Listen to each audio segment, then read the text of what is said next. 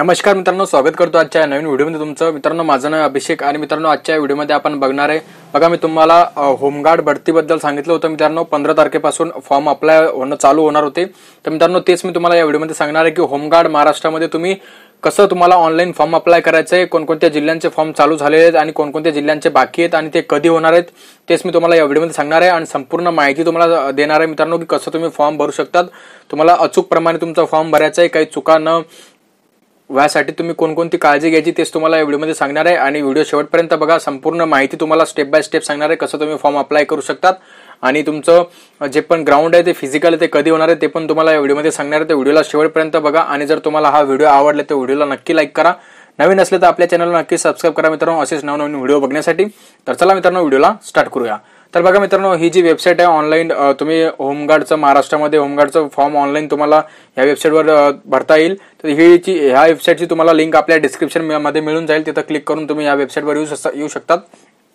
तर मित्रांनो इथं आल्यानंतर तुम्हाला बघा, तुम्हाला इथं HGS एनरोलमेंट असं ऑप्शन दिसेल। तर मित्रांनो तुम्हाला काय करायचं आहे, ह्या HGS एनरोलमेंट वर ऑप्शनवर तुम्हाला इथं क्लिक करायचं आहे। मित्रांनो इथं क्लिक केल्यानंतर तुम्हाला 3 नंबरचं ऑप्शन दिसेल बघा, 1 2 3 नंबरचं तुम्हाला दिसेल ऑनलाईन एनरोलमेंट फॉर्म। तुम्हाला काय करायचं आहे, याच्यावर क्लिक करायचं आहे। जसं तुम्ही या फॉर्मवर क्लिक करसाल तुमचा फॉर्म इथं संपूर्ण बघा, तुमचा फॉर्म इथं ओपन होईल मित्रांनो। तर या फॉर्मला तुम्हाला कसं भरायचं ते तुम्हाला एकदा सांगतो मी बघा। तर बघा मित्रांनो, सर्वात पहिले तुम्हाला इथं तुमचा डिस्ट्रिक्ट म्हणजे जो भी तुमचा जिल्हा आहे, तुमचा जिल्हा ज्या जिल्ह्यामध्ये तुम्ही फॉर्म भरू शकतात किंवा आता तुम्ही स्वतःच्या जिल्ह्यामध्येच फॉर्म भरू शकतात, तर तुम्हाला स्वतःचा जिल्हा इथं निवडायचा आहे मित्रांनो। तर बघा मित्रांनो, सध्या फक्त सातारा जिल्ह्याचेच फॉर्म चालू झालेले आहेत, तर ते मी तुम्हाला दाखवणार आहे। तर तुम्ही सध्या काय करा, सातारा जिल्हा जेव्हा पण ज्या जिल्ह्यांचे फॉर्म चालू होतील मी तुम्हाला व्हिडिओ बनवून सांगेल, तर तुम्ही चॅनलला नक्की सबस्क्राइब करून घ्या आणि सेम प्रोसेस राहील मित्रांनो फॉर्म भरण्याची। तर तुम्हाला काय करायचं, इथं तुमचा सर्वात पहिले इथं तुम्हाला तुमचा जिल्हा सिलेक्ट करायचा। जिल्हा सिलेक्ट केल्यानंतर तुम्हाला युनिट झोन इथं विचारलंय। तर युनिट झोन म्हणजे मित्रांनो तुमचा तालुका, तुम्हाला तालुका तुमच्या ज्या तालुक्यामध्ये तुम्ही राहतात किंवा ज्या तालुक्यामध्ये तुम्हाला फॉर्म भरायचे तो तालुका तुम्हाला इथं निवडायचा आहे। तर बघा मी इथं तालुका निवडतो। तालुका निवडल्यानंतर मित्रांनो तुम्हाला पोलीस स्टेशन निवडायचे, तुमच्या जवळचं पोलीस स्टेशन जे पण येईल तुम्हाला ते निवडायचंय। तर बघा इथं क्लिक केल्यावर तुम्हाला सर्व या जिल्ह्यामध्ये सातारा जिल्ह्यामध्ये जेवढे पोलीस स्टेशन आहे तुम्हाला सर्व पोलीस स्टेशन इथं दिसतील। तुम्हाला तो पोलीस स्टेशन इथं सिलेक्ट करून घ्यायचंय।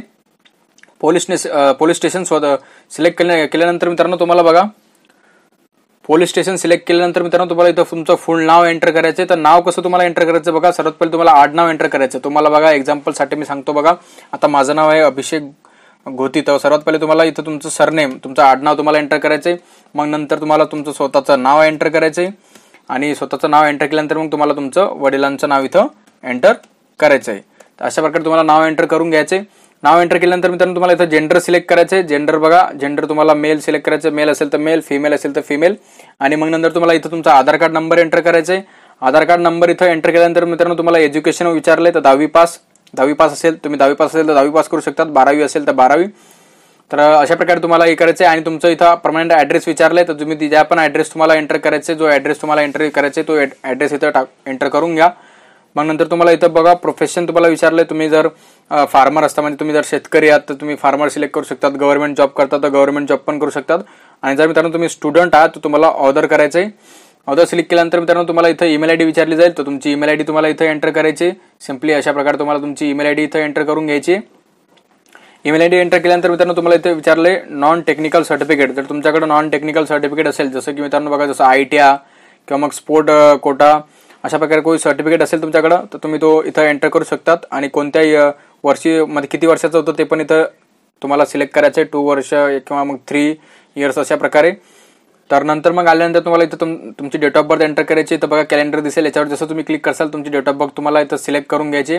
डेट ऑफ बर्थ सिलेक्ट केल्यानंतर मित्रांनो तुम्हाला इथं हाईट विचारलेली आहे, तुमची जी हाईट आहे ते हाईट तुम्हाला इथं एंटर करून घ्यायची आणि इथे विचारलंय एक्स होमगार्ड, अगर जर तुम्ही पहिले 3 वर्ष होमगार्डमध्ये सर्व्हिस केली आहेत आणि परत तुम्ही होमगार्डचं फॉर्म भरायचे असे तर विद्यार्थी नसतात की जे परत सध्या होमगार्डमध्ये आहे आणि परत होमगार्डचा त्यांचा फॉर्म भरायचा आहे त्यांना।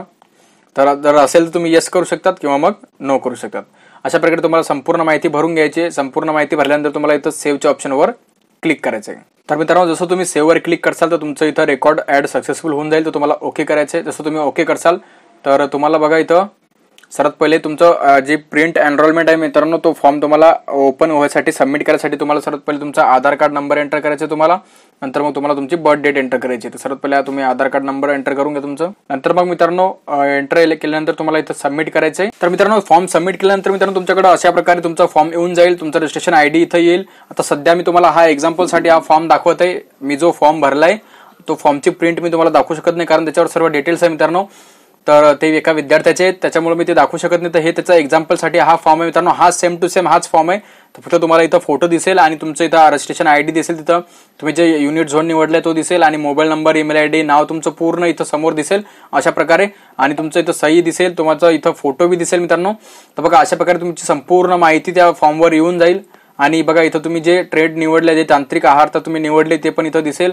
आणि इथं तुमची सही आणि हा फॉर्मची तुम्हाला एक प्रिंट काढून घ्यायची मित्रांनो. आणि प्रिंट काढल्यानंतर तुम्हाला इथं सही करायची.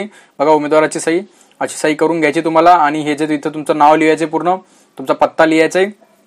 अशा प्रकारे तुम्ही बघा हा फॉर्म. आणि मी तर खाली इथं तुम्हाला प्रिंट एनरोलमेंट फॉर्मवर क्लिक करायचे आणि याची तुम्ही एक PDF सेव्ह करून घ्या मित्रांनो. बघा अशा प्रकारे बघा हे निवेदन पत्र 1-2 आहे मित्रांनो याच्यावर. अशा प्रकारे तुम्ही हा फॉर्म भरू शकतात. तर मित्रांनो अशा प्रकारे तुम्हाला हा पूर्ण फॉर्म भरायचा आहे. मी तुम्हाला स्टेप बाय स्टेप सांगितले कसं तुम्ही फॉर्म भरू शकतात. आणि मित्रांनो सध्या इथे डिटेल्स नाही, कारण मी तो फॉर्म जो आहे तो तुम्हाला एक्झाम्पलसाठी भरून दाखवलाय. अशा प्रकारे तुम्ही सेम टू सेम फॉर्म भरू शकता तुमचं. जर तुम्ही फॉर्म भरसाल तेव्हा तुमची डिटेल्स पूर्ण इथं येऊन जाईल. तुम्ही जे पण इथं सेंटीमीटर जे पण टाकलेत, छातीचं किंवा मग हाईट जे पण टाकले ते सर्व तुम्हाला इथं येऊन जाईल, इथं दिसेल. आणि जे तुम्ही डॉक्युमेंट इथं तुमच्याकडे आहेत ते पण तुमच्याकडे सर्व इथं दिसून जाईल. अशा प्रकारे तुम्ही फॉर्म भरू शकतात. तुम्हाला स्टेप बाय स्टेप सांगितले. जर तुम्हाला हा व्हिडिओ आवडलाय तर व्हिडिओला नक्की लाईक करा. नवीन असले तर आपल्या चॅनलला नक्की सबस्क्राईब करा मित्रांनो, असेच नवनवीन व्हिडिओ बघण्यासाठी. तर चला मित्रांनो भेटूया पुढच्या व्हिडिओमध्ये. तोपर्यंत जय हिंद.